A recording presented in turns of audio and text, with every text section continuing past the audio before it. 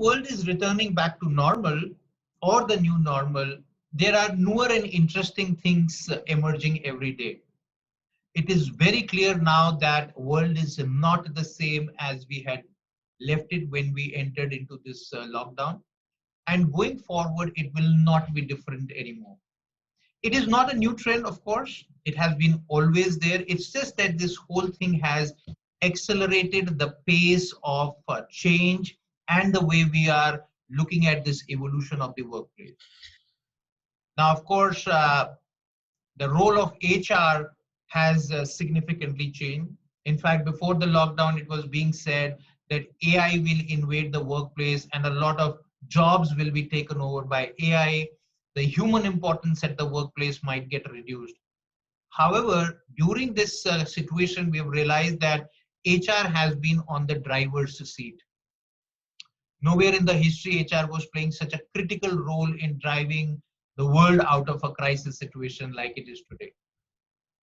Talking to me today is, of course, perhaps one of the biggest authorities on this subject, Robert Brown, who most of us know is one of the leading analysts and authorities on the subject of future of work, earlier with Gartner and now as the vice president of Cognizant's Center for Future of Work. Robert has been driving some of the most cutting edge research across the globe. Robert, welcome, and thank you so Thank much you, for taking Shaakun. time out. No, thank you, Shaakun. It's good to be with you and talk through some of those issues that you articulated so well in your setup there. Thanks for having me. Absolutely. So, Robert, tell me, this whole thing that HR is now at the driver's seat, why do you think HR has suddenly become so important, not only in the current context, but even going future? Well, no, I think you're right. I think that for so many years, all of us in the industry, you and I both work for technology companies. We've been talking about the advance of algorithms, automation, and AI, sort of, if you like, framing out the struts and the supports of the future of work. And I think one of the things that we have seen traditionally is that HR has always sort of as a process been a very back office function, right? Digital transformation is typically, pre-COVID was thought of as being something that touched the customer experience, and HR was sort of ossified, sclerotic, again, sort of in the back office, oftentimes very, very reactive, almost a legal function. And so I think that now with the pandemic and with COVID-19, that digital transformation has to apply to all stakeholders, not just customers. So whether it's partners, suppliers, your employees, everybody needs to sort of appropriate that level of digital engagement. And so HR suddenly found itself as, if we're going to go to the future of work, the road for us to get there as businesses, as employees, as employers, that road has to go straight through the HR function as we know it. And there have been a sort of a cadre, if you will, of what I would call Renaissance HR professionals that have really been on the leading edge of some of this thinking. But unfortunately, many of them have been, as I sort of put it, very, very reactive. And so COVID-19 caught a lot of HR professionals out. They weren't prepared. In some cases, we'll talk about things like work from home. You had HR professionals working with executive leadership teams, enabling thousands, tens of thousands of employees to work remotely in the space of a week. And so what might have been a very, very carefully planned work from home strategy that was intended to be maybe rolled out over 2 or 3 years, suddenly, it's happening over a weekend. What are our policies? What are our procedures? And so for a lot of them, the future of work very quickly for HR became the now of work. And you alluded to a very interesting thing, that there are some front runners in the realm of HR leadership who have made sure that their organizations are future ready. But when I look at the overall HR fraternity, it was still struggling to get a seat at the table, as they always used to say. What do you think traditionally HR has failed to do, because of which this seat of the table is not really booked for them? I think that is an issue that has troubled HR for a long, long time. I mean, I've, going back to my days as a Gartner analyst, we were, thinking about things like ERP and how that could transform sort of the traditional capabilities of HR, whether it was payroll, benefits and administration, learning and development, personnel administration, you name it, right? All of those things were very, very reactive. I think in the United States, which is, where I'm based, a lot of that mindset was that HR was very reactive. And in America, just given sort of the legal structures that we have around employees, at worst, sometimes HR was almost like a flank covering exercise for businesses to make sure that legally the employer was protected. And so fast forward to the 2020s, at a time again where this sort of digital customer experience pervades all of our lives personally, when it, the proverbial sort of Sunday night experience where you're, chatting on social media with your friends and your family, and then come Monday morning, it's time for work. Instead of, welcome to the future of work, it's sort of like, welcome to the portal, your password was denied. And so I think all of that mindset, which was, the one function that literally has a mandate to help people feel more like people, was found wanting, and still is found wanting. And so that seat at the table that you mentioned hasn't presented itself typically because HR has found itself completely divorced from helping to affect, I think, a lot of the strategic thinking of businesses. So on the one hand, there's sort of, the chief strategy officer, the people that are going out there to help execute it, right? If you'll forgive the Gartnerism, it's sort of where completeness of vision hits ability to execute for companies. And HR was sort of, again, sort of in the back office and not at that seat of the table. And so, through my career, I've heard, variations on a theme from CEOs, which is you get the HR department that you invest in. And unfortunately, for a lot of companies, HR has been an area where they have woefully underinvested. And the time is now. The time is now to change that equation because there has never been a better time to sort of discard some of the accumulated bad practices of the past and move forward into the future. Try pilots, try new things, try new approaches, and I think that's going to help bridge that gap of getting that seat at the table finally for HR practitioners. And it's interesting, I'd kind of put the same question back to you, Shaakun. I mean, I know, you've been working with a lot of HR leaders in your role, around the world. And so, same question to you. What about HR? Why hasn't it been a top priority for organizations? Maybe this is some of the things I talked about are things that you're seeing too. Yeah, of course. And I think, Robert, you said a very interesting thing, which I'm going to borrow. You get what you invest in. So while CEOs have not perhaps, or organizations have not perhaps invested in the right kind of HR technology, HR mindset, and therefore they are getting a substandard service, I think the HR professionals are also to be equally blamed, if I can use that blunt language. Majority of the times it is seeing that HR has played the role of a compliance officer more than being a contributing member of the team, right? And that seat that we're talking about comes with direct contribution. It's only now that we are talking about very quantifiable measures to measure the performance or effectiveness of HR function. Majority of the times it was either seen as those soft esoteric things that most of the cutthroat strategic business leaders did not understand, or they were around, like you mentioned, from a compliance perspective, from the law of the land perspective, everything is fit in. I think HR realized itself very late in terms of the kind of impact it can create on the business. And now I think they're struggling in terms of marketing that capability to, there. And we've seen wherever we have found HR leaders are forward looking and have that kind of capability to, go and tell out, tell the world out there that this is how we can impact, and they are impacting. they are getting seat at this table. In fact, increasing number of HR professionals are now getting CEO positions, not only in this part of the world, but globally also we have seen. So I think it is changing, but I think both HR as well as businesses have kind of delayed the whole process of realizing this whole important. Absolutely. No, couldn't agree more. And 100%. while, Rob, we are talking about this whole bus that HR missed, you've published this very interesting research and finding around what the future HR roles will look like, the 21 roles of HR. Tell us more about this study and your view on the way these roles are emerging.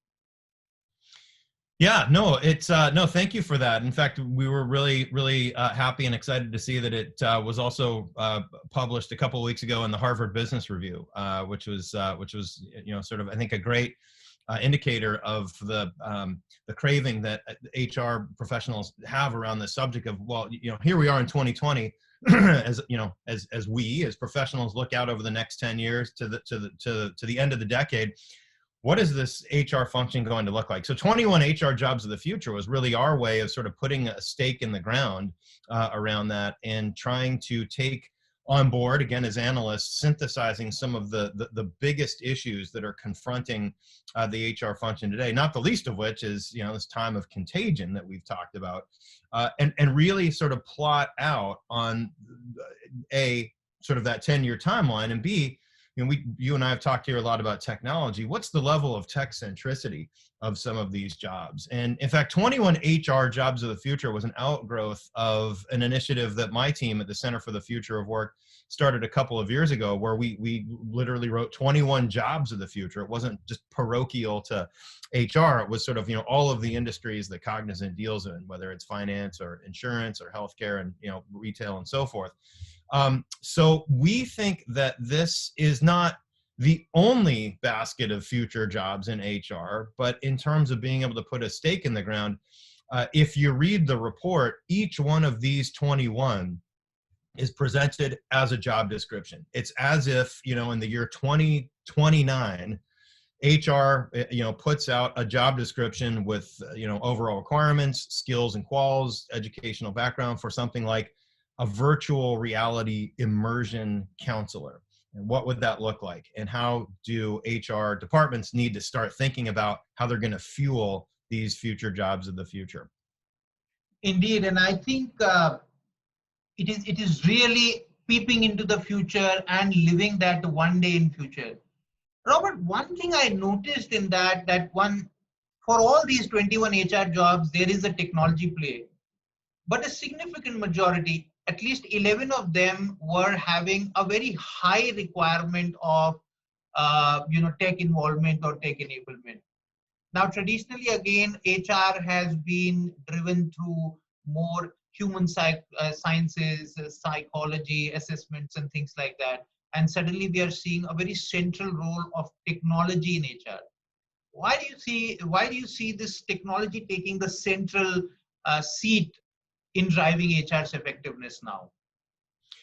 I mean, I think that, here we are in the 2020s, and technology pervades everything we do in our professional lives, in our personal lives, the way that we shop, the way that we deal with our friends and our families. So it's very natural that technology is increasingly pervading the workplace, the tools that we use to do our jobs. And so the premise of that analysis is that we do believe that all HR jobs, and just about any jobs, whether it's HR or anything else, all jobs of the future are going to require some use of technology. In some cases, it's going to be like deceptively complex technology. But if one were to look at the report and all 21 are sort of arrayed on a 2x2, again, x-axis is time and y-axis is level of tech centricity, the setup is, I'll pick on a couple of them, something like a chatbot and human facilitator or an HR data detective.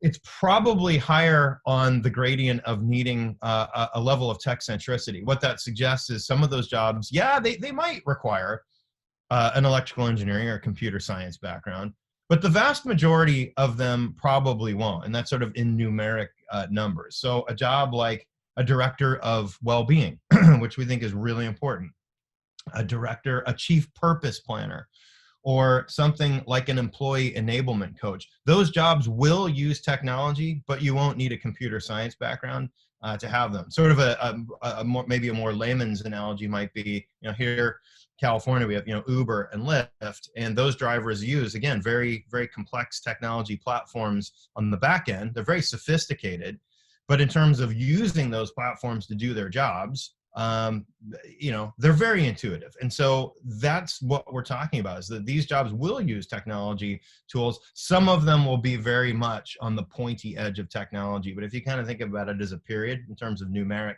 jobs, the vast majority won't. Got it. So the follow-up question then, Robert, would be, and I believe most of the HR professionals are now struggling with this. What is it that they need to do in terms of upgrading of skills, changing of attitudes, behaviors, and beliefs to stay relevant and succeed in the future of work? Yeah, so I think that the way to, first of all, read the report. You kind of think about it as, your field guide to the next 10 years in HR of, getting and staying employed in this profession. And this profession now has never been more mission critical for businesses. So understanding that these 21 jobs in some ways are reflective of the trends that we see happening very, very quickly. And, again, just a real quick word about the methodology. I didn't come up with these in a vacuum. My partners at Future Workplace didn't either. We leveraged a network of scores and scores of CHROs to sort of winnow down what was initially close to 100 jobs and sort of winnowed them down to these 21. So what I would say is, overall, in the 21 jobs of the future undertakings that we've had, there's sort of three common themes that really help people double down on what they're really good at, which is being people, right? There's a great quote from Professor Leslie Wilcox at the London School of Economics, which is, "It's time to take the robot out of the human." And so much of what we do, HR otherwise, in any job, is sort of rote and repetitive processes. And so now, in the era of algorithms, automation, and we can take an AI, we can take some of that away, some of that drudgery away, and double down on being human. So three key themes that connect all of these jobs. One is coaching.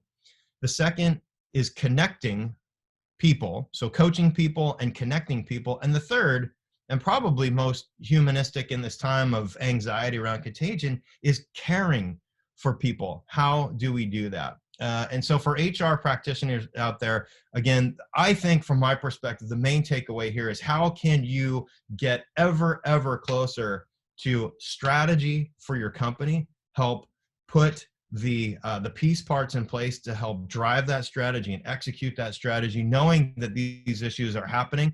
For a number of these jobs, Shaakun, the future is now. When we started writing this, it was pre-COVID, and all of a sudden things like work from home facilitators, that's right at the beginning of the list. That's happening as we speak. Those jobs of the future are jobs of the now. Things like strategic HR business continuity directors, right? That's happening now. So time is sort of like an accordion in the time of COVID. It's compressing. This is happening maybe faster than we realized. And so for HR professionals out there, the time is now, right? The future of work is always in the future, but as we like to say, that future starts tomorrow. So it's time to get going. And I love, before we conclude, two things that kind of resonated with me a lot. First of all, I'm sure the whole fraternity is very happy to notice that the robot is getting out of the human, so that all the drudgery that we used to do in the name of HR work is going away. That's, I think, a wonderful news.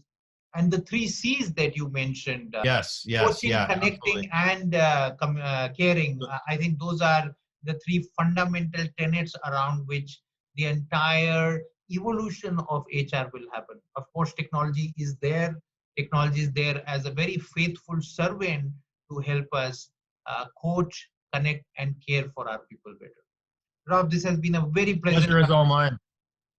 Thank you so much for taking time out. I think we should invite you more often to this part of the world, if not physically, virtually, till the time it is. So thank you so much once again. Pleasure hosting you today. Yeah, absolutely. Shakun, thank you so much. Thanks so much for having me. Appreciate it. We'll talk soon. Thank you.